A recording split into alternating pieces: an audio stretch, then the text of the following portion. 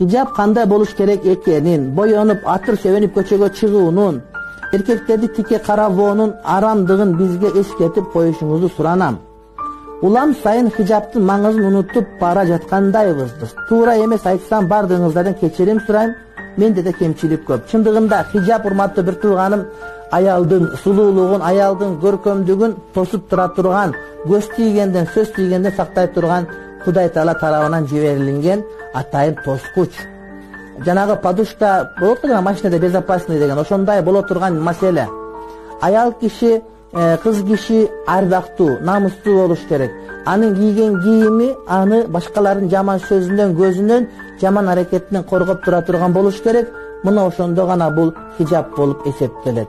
Анан боёнуп алган, атыр себенип алган, көчөгө чыкканда эркектердин көзүн тикке караган, башка кылган ушулардын бардыгы, урматтуу бир туугандар, арам, жакшы эмес.